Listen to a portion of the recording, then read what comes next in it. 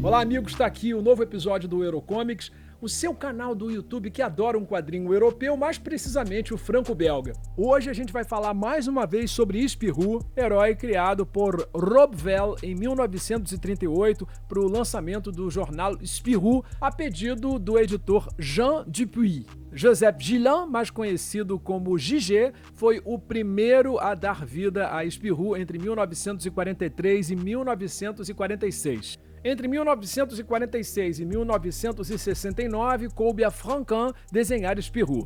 Depois disso, o personagem já passou pela mão de vários outros artistas até chegar ao volume 56 da coleção regular de Spirou, A Morte de Spirou, com o roteiro de Benjamin Habitant e Sophie Guérive e desenhos de Olivier Schwartz, o trio que está dando continuidade às aventuras de Spirou e Fantásio a partir deste volume 56. Quanto ao desenhista, ele é conhecido, entre outros, pela série em quadrinhos Inspetor Bayard, que ele desenvolveu com Jean-Louis Fontenot. Desta citada, temos apenas um livro ilustrado com o personagem. No Brasil, os leitores conhecem Olivier Schwartz por 3 quadrinhos de Spirou que saíram pela SESI SP. O Mensageiro Verde-Cinza, a Mulher Leopardo e o Mestre das Hóstias Negras. O traço de Olivier é carregado de uma atmosfera retrô, o que ele deixa bem evidente em A Morte de Spirou, volume que deu uma mudada no tom da série.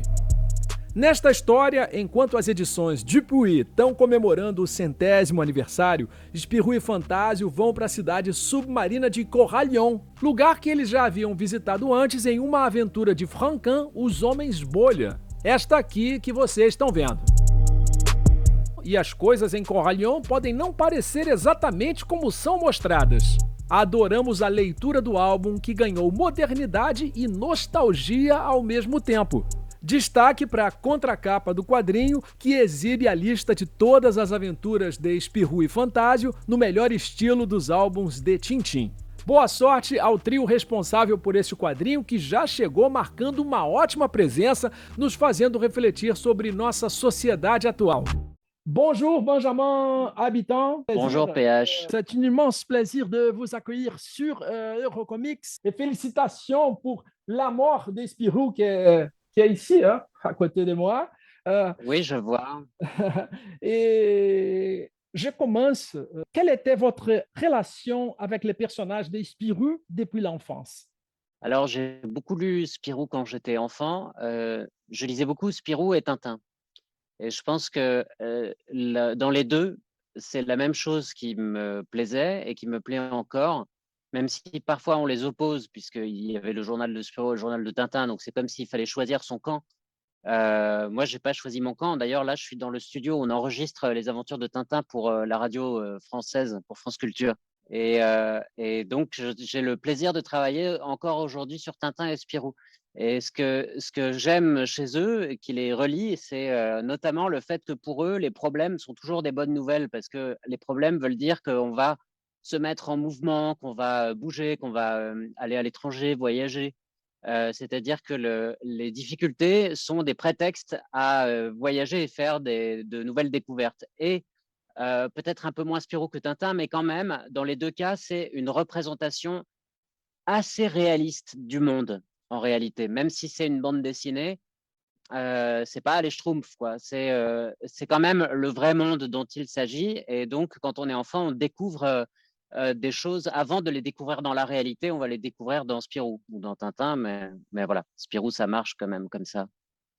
Merci. Et comment avez-vous, ainsi que Sophie Guérive et Olivier Schwartz, été invités à développer la série régulière d'albums des Spirou? Alors, c'est un choix assez audacieux du nouveau directeur éditorial de Dupuis, Stéphane Beaujean. C'est une des premières choses qu'il a faites en arrivant, de relancer Spirou. Et son idée d'éditeur, c'est de prendre des gens qui sont pas encore des stars de la bande dessinée, c'est-à-dire en renouant avec une certaine tradition qui fait que quand, par exemple, Franquin a commencé à dessiner Spirou, personne ne le connaissait. Et Spirou a historiquement été d'abord dans les mains de jeunes auteurs, de gens qui n'avaient pas encore fait leurs preuves. Historiquement, c'était un travail de studio. Il y a eu plusieurs albums à l'époque de Franquin où il y avait une collaboration entre 3 voire 4 personnes, Roba, Greg, JDM. Et Stéphane, l'éditeur, voulait renouer avec cette logique de studio pour éviter aussi que Spirou soit approprié par un auteur et un univers. S'il fallait que ça reste collectif et souple et plastique. Donc, même si on était séparés les uns des autres par le Covid et le confinement, on essayait de travailler comme en studio où chacun apportait des idées. Voilà. Donc, cette idée-là, elle vient pendant le Covid, hein. Pendant, oui, cet album a commencé d'être écrit pendant le premier confinement et je pense que c'est peut-être pas un hasard si l'histoire raconte comment des gens s'enferment dans des bulles. C'est-à-dire, Mmh. on était nous aussi enfermés dans des bulles à ce moment-là. Et Olivier Schwartz, par exemple, le dessinateur, je l'ai rencontré pour la première fois pour la promotion du livre. Le livre était déjà imprimé quand on s'est serré la main pour la première fois. On a tout fait à distance. Donc, l'album parle aussi de ça, de cette époque où on est à l'abri, protégé, mais on est aussi séparés les uns des autres. Par des bulles, par des bulles Par des imaginaires, bulles, hein. oui. C'est à la fois métaphorique et littéral, hein, ouais.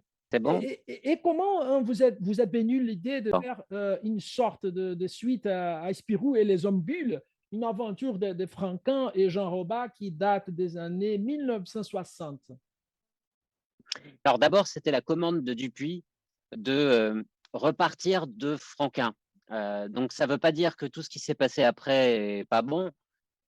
Ça veut dire que l'éditeur voulait qu'on retrouve un certain esprit qu'il y avait à l'époque de Franquin de réconcilier le lecteur avec son époque. Spirou et les Hommes-Bulles, c'est un moment où la Belgique entrait dans la modernité, dans une certaine modernité avec les machines. Il y avait l'exposition universelle de 58 à Bruxelles. Donc c'était ce qu'on a appelé après le style atome. Oui, Ce trait très élastique de Franquin, le design, les voitures, les inventions, tout ça, il y avait des aspects de cette modernité qui étaient effrayants pour le lecteur de Franquin. Et Franquin montrait à la fois les dangers, mais aussi la poésie et ce qu'il pouvait y avoir de beau là-dedans. Et donc, c'était ça un peu la demande de l'éditeur, c'était de parler d'aujourd'hui d'une manière qui réconcilie un peu le lecteur avec son époque. Il y avait déjà cette idée de l'héritage de Franquin. Qu'est-ce qu'on fait de l'héritage? Ça nous paraissait bien comme de faire Spirou et les hommes bulles parce qu'il y a déjà cette notion d'héritage avec qu'est-ce qu'on ferait de cette cité sous-marine si elle existait encore? Puisque dans Corallion. les hommes bulles, on apprend, voilà, Corallion, qui est donc un refuge pour super riches, qui est financé par des fonds privés et qui est au milieu de l'océan, hors de tout contrôle de l'État ou quoi que ce soit. Donc ça fait presque un peu paradis fiscal, enfin c'est un peu bizarre, c'est vraiment un refuge pour les riches. Ça pouvait avoir une certaine poésie dans les années 60. Qu'est-ce qu'on ferait aujourd'hui de ça, de l'idée d'un truc où on ne sait pas quel est le système de retraitement des déchets de cet endroit, par exemple. Est-ce qu'ils se sont posé la question de l'impact sur l'environnement? Donc voilà, c'est un peu qu'est-ce qu'on fait avec l'héritage du passé? Ce qui était un peu notre situation avec l'héritage de Franquin aussi. En arrivant, nous, très jeunes auteurs, et puis on nous donne Spirou, qu'est-ce qu'on en fait?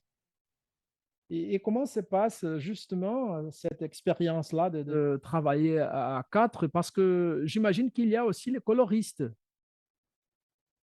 Oui, alors le coloriste Alex Doucet, il est arrivé plutôt à la fin du travail, mais c'est vrai il a fait un travail très important et il était un peu pris entre l'injonction de l'éditeur qui était d'amener une certaine modernité dans les couleurs et le goût de Olivier Schwartz, le dessinateur, qui était plutôt pour des couleurs plus douces, plus voilà des gammes, des palettes un peu plus raccord avec la tradition de Spirou.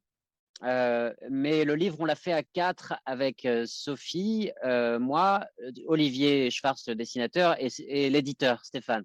Et c'est vraiment nous 4 pendant 2 ans, on a travaillé sur Google Doc et puis on faisait des allers-retours dans tous les sens. Et donc ça s'est un peu inventé de manière empirique. Comment travailler à plusieurs? Ben, Sophie et moi, on faisait une sorte de ping-pong. On écrivait chacun 5 pages, vas-y, c'est à toi. un peu comme si on écrivait pour le journal, pour la parution périodique. Les journaux, les Et Spirou. puis voilà, c'est ça. Et puis de temps en temps, quand il y avait un problème qu'on n'arrivait pas à résoudre, parfois c'était Olivier qui le résolvait par le dessin. Par exemple, toute la séquence où Champignac montre à Spirou et Fantasio comment marche la pommade pour respirer sous l'eau. Il leur dit venez avec moi, il leur dit un dessin vaut mieux qu'un long discours. Et ça, c'est Olivier qui a écrit ça, en fait. C'était pour dire, quand on n'arrive pas à dénouer la situation par le dialogue, on peut le faire par le dessin. Donc, c'est lui qui a inventé toute cette séquence. Et donc, ça s'est fait comme ça en ping-pong, espèce de ping-pong à plusieurs, ouais.